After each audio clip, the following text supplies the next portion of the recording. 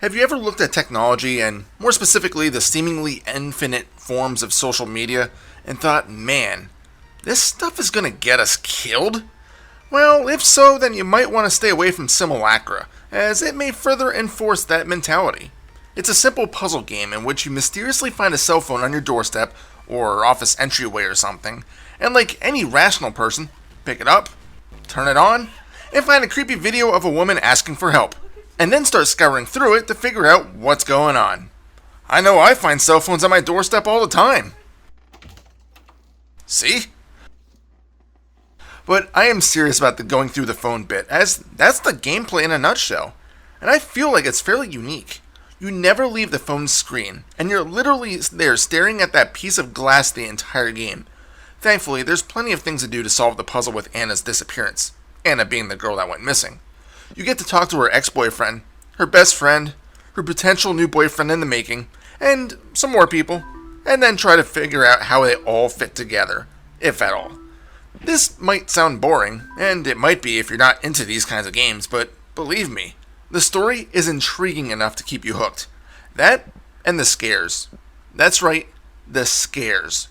Right from the start, when you attempt to unlock the phone, the device starts to glitch out a bit. Then it glitches out further, then the video I mentioned earlier plays.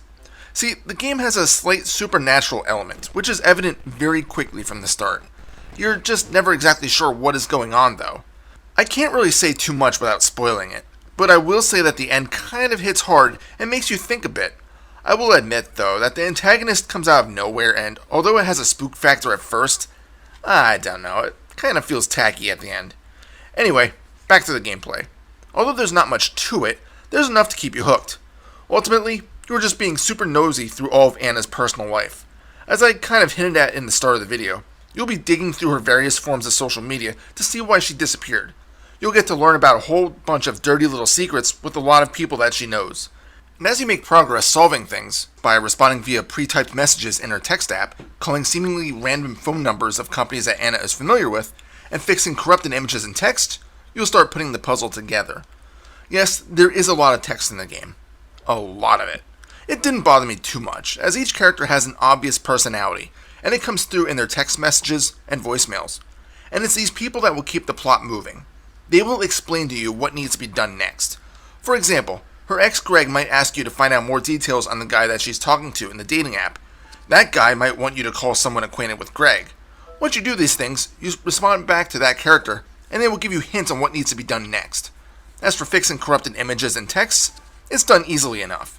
For text messages, you simply rearrange the words so that they make a sentence.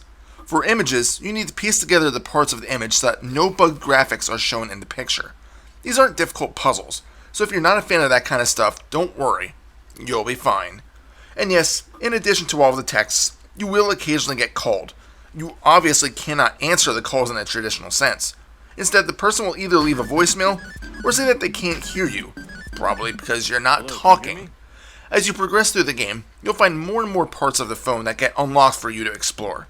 This is done by seeing that the phone is continually restoring data from the corruption earlier in the game, prior to you getting your dirty hands on it. Thank God for the cloud. The presentation of the game is incredibly well done. The phone has a realistic look to it, with all of the apps looking like accurate representations of their real-life counterparts. The text messages have typos in them, which I can't help but think that they are probably done on purpose to look like a real text. Because, let's face it, cell phone keyboards suck ass, and typos are inevitable because spell check isn't the most reliable feature in the world. The actors that portray the characters are all believable, with their lines delivered well, except maybe for Greg the X. His voice acting isn't the crispest, but then again, I can't say much in that aspect either. Either way, in addition to the live FMV scenes that you occasionally run into, you will also hear random noises in the background. Due to this, it's my recommendation that you play Simulacra with headphones on and no lights. Simulacra is also not a lengthy game. If you know how to proceed and can figure things out quickly, the game can be completed in about 3 to 4 hours.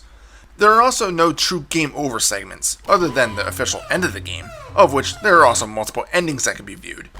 That's really all I have for Simulacra.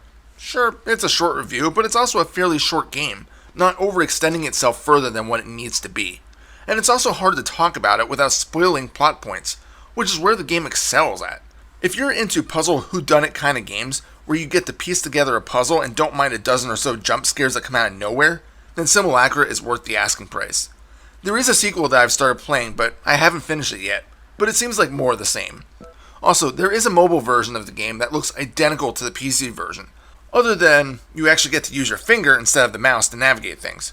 I can't help but think that this would be a fun way to actually play the game to really be engrossed in the experience. Either way, I'd recommend Simulacra. It's a fun one. Final score? 6 out of 7. This is Reaper. Happy fragging.